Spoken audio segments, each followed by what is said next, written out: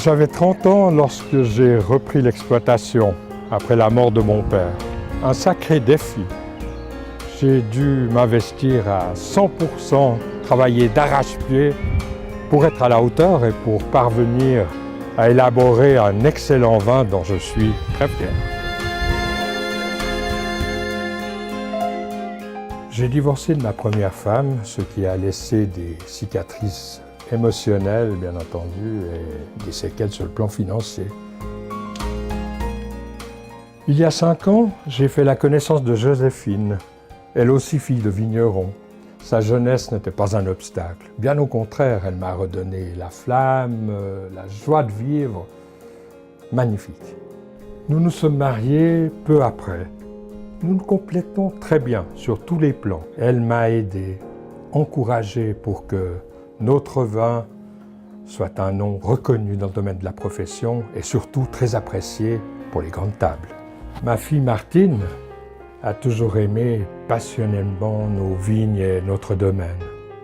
Malheureusement, elle n'a pas réussi à s'entendre avec Joséphine et dès qu'elle a eu terminé ses études d'œnologie, elle nous a quittés. Elle a décidé de se mettre à son compte avec 2 autres collègues et ils se sont lancés dans l'élaboration de vins bio.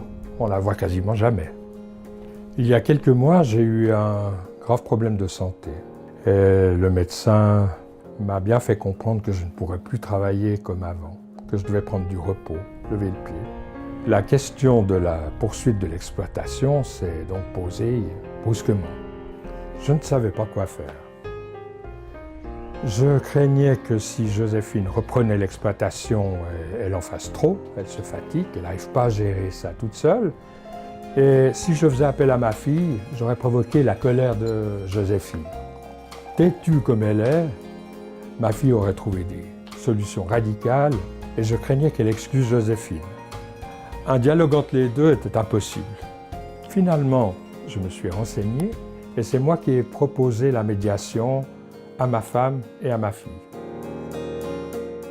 Nous soutenons chacune des parties de manière équitable et équilibrée, afin que chacun puisse s'exprimer, trouver les paroles justes. Les parties identifieront les points de divergence, les points de convergence. Ils comprendront mieux les besoins exprimés, les intérêts des uns et des autres. Et ainsi, ils recherchent ensemble une solution et trouvent des options qui leur conviennent. Dans le cas de Jérôme, Joséphine et Martine, la médiation a permis surtout à Joséphine et à Martine de s'écouter, de s'entendre, de mieux se connaître et finalement de comprendre qu'elles n'étaient pas si éloignées l'une que l'autre.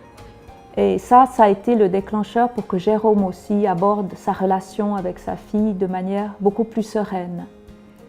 Leurs discussions ont finalement fait ressortir qu'ils ont la même passion pour la vigne, pour le vin, pour le domaine. Et ils ont découvert finalement qu'ils ont des rôles complémentaires. Une fois que les parties ont réussi à se mettre d'accord concrètement sur une solution, les médiateurs et les médiatrices ont rempli leur rôle.